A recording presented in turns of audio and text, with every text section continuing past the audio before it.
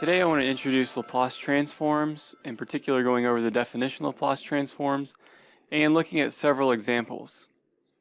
Okay, so for a function f of t where t is greater than or equal to 0, we define the LaPlace transform to be the integral. We write it like this: script L f of t is the integral going from 0 to infinity e to the negative st times f of t dt. And again, this is for a function where t is greater than or equal to 0. Now I'm going to show you several examples on how to calculate these, and it's just to get an idea of where we get the information from most of the tables we see in a textbook. And so the first one I'm going to start out with is a LaPlace transform of 1. So by definition, the LaPlace transform of 1 is the integral 0 to infinity e to the negative st times 1 dt.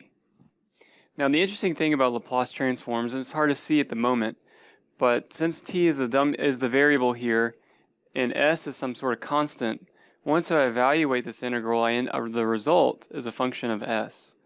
And we'll see that here. Okay, so how do I integrate e to the negative st dt? Well, remember t is the variable, s is a constant, so if you get confused with the s as a constant, maybe try to think of it in something that we're familiar with. How do I integrate e to the 3t?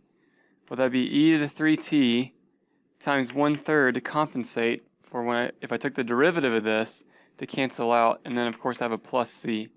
Now since this is a definite integral, I don't have to worry about the plus c, but I can just integrate then as, how about negative 1 over s e to the negative st, and I got to evaluate that going from 0 to infinity. Now to evaluate an integral at infinity, or an integrand, we take the limit as some variable, call it k, goes to infinity, of negative 1 over s e to the negative st, k, minus whatever you get when you plug in 0. So I have a minus negative 1 over s e to the 0. Alright, now if you think about this, a negative, if s is greater than 0, then this negative sk, as k goes infinity, well, the negative implies that it's in the denominator, right? So I have the limit as k goes infinity of negative 1 over s, 1 over e to the sk, something like that. And then here I have a plus 1 over s on this side. And as k goes infinity, this is going to go to 0. So I end up with 0 plus 1 over s, and there it is. The LaPlace transform of 1 is 1 over s. Okay, now I'll show several other examples. In particular, we'll look at an exponential and one of the trig functions. And if you have any questions, just let me know. So I want to continue with some examples in deriving LaPlace transforms. In particular, we're going to start off with a LaPlace transform of t. And again, we're just trying to derive what the LaPlace transform is. And so once you've done a few of these, you kind of generate a table, and you don't go through this process every time. It's still important to see how it works though. And there's a few things before we do this, a few limits that will be useful to keep in mind. So one is if I have the limit as b goes to infinity of the constant b over e to the sb power, if you notice that is as b goes to infinity, you get an infinity over infinity expression. So I can use L'Hopital's rule and take the derivative of the top and the denominator, which is kind of what everyone wants to do when they first get quotient rule. It's not exactly quotient rule, but we know that this limit of ratios stays consistent. And so now, once I've done that, this limit is going to go to 0. Okay, so let's keep that in mind as we're working this. So by definition, this LaPlace transform of t is the integral going from 0 to infinity e to the negative st t dt. Now to integrate this, we're going to have to use integration by parts. So I'm going to say, let's let u be t, so then du is just dt, And let's let dv be e to the negative st dt. So when I integrate that, I get a negative 1 over s e to the negative st. So then my integral becomes uv, so that's going to be negative 1 over s t e to the negative st, going from 0 to infinity, minus the integral of negative 1 over s e to the negative st dt. Right, so remember, the integral of u dv is the same as uv minus the integral of v du. That's integration by parts. Okay, so now this first expression here is negative 1 over s. We'll factor that out. The limit as b goes to infinity of b over e to the sb power. Oh, we know what that is. Minus this expression with 0 plugged in for t, so that's going to be 0, plus, oh, and this integral goes from 0 to infinity, I left that out, plus the integral of e to the negative st 1 over s, so that's going to be actually a negative 1 over s squared, e to the negative st, going from 0 to infinity. And you have to be careful with there, we have a triple negative, so it ends up becoming negative 1 over s squared. Now, thankfully, we've already evaluated this limit, right? So that we know that that's going to be 0. So this all of this first expression is just 0. And then I have 1 over s squared times the limit as b goes to infinity of 1 over e to the st. We know that one as well. Minus 1 over e to the 0. Okay, so we know that this is going to be 0. So I end up with negative 1 over s squared times a negative 1. Or 1 over s squared. And so there we have it. The LaPlace transform of t is 1 over s squared. Okay, we're going to do a similar exercise. This time let's take the LaPlace transform of e to the at power. Alright, so by definition, that's the integral going from 0 to infinity. E to the negative st, e to the at power dt. And this one's not as difficult because I can actually bring those together as one expression. And this is e to the negative, right? Remember when you multiply these two, you add their exponents. So I'd have negative st plus at, or in other words, I can say a negative s minus a to times t power dt. All right, from there, this is just basically integrating a u substitution. The integral of e to the u du is going to be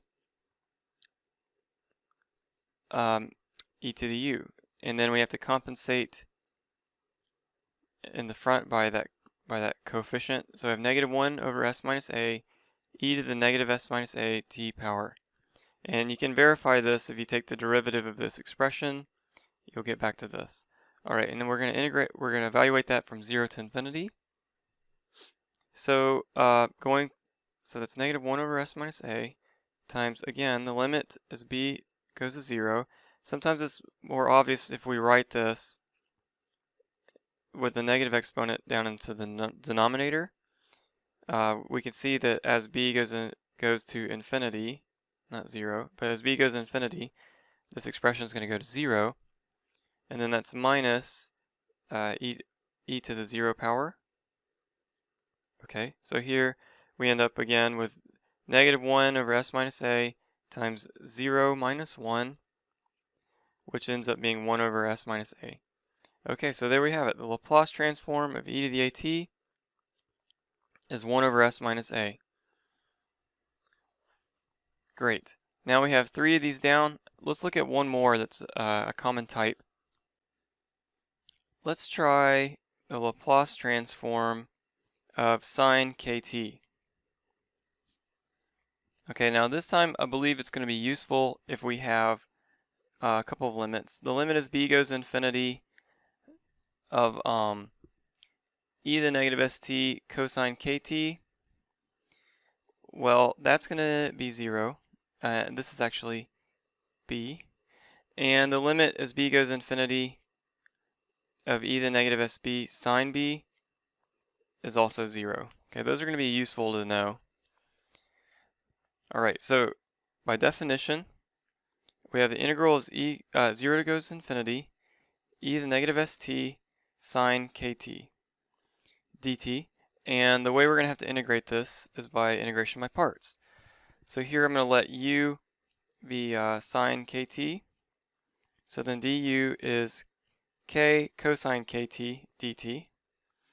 My dv is going to be e to the negative st dt. So my v is negative 1 over s e to the negative st. Alright, so now remember, integration by parts says this is going to be uv.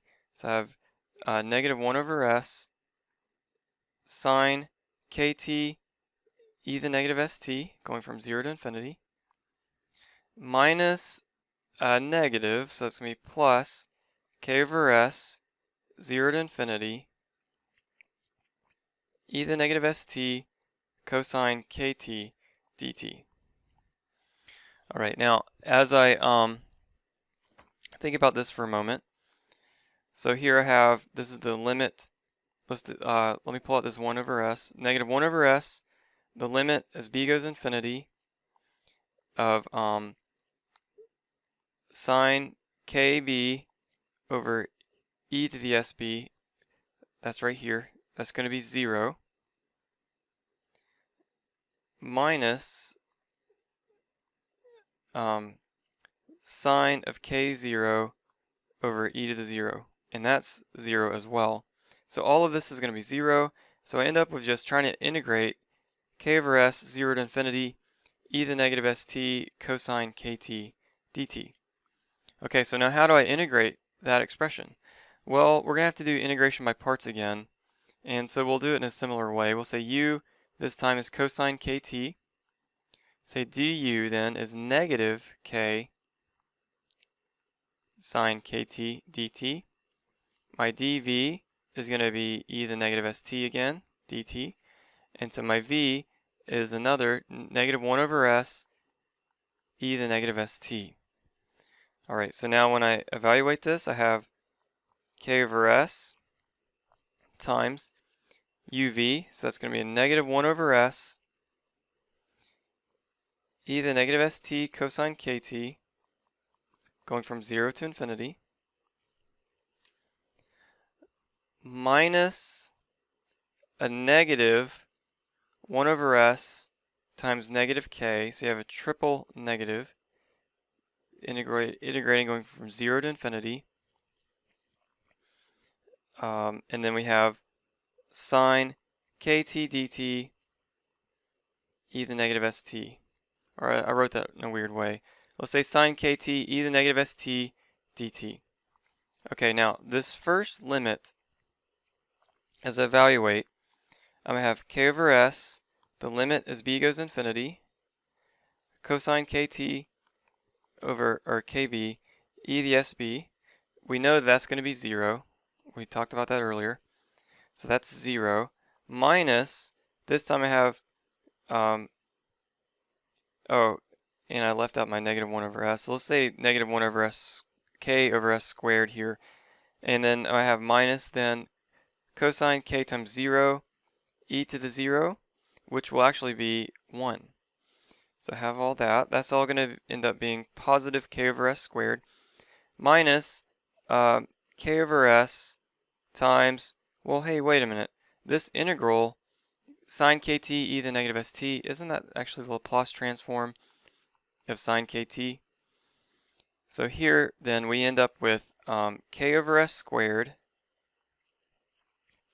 minus k over s LaPlace transform of sine kt. And actually, now I think about something, I did make one mistake. When I do integration by parts here, I left out an additional k in this term, so this should actually be k squared over s. So I end up with a k over s squared minus k squared over s squared. Sorry about that. Okay, so now writing this out as a linear equation, we now have the Laplace transform of sine kt equals k over s squared minus k squared over s squared Laplace transform of sine kt.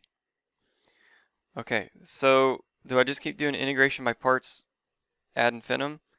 Absolutely not. So let's add both sides of the equation. This negative k squared over s squared Laplace transform.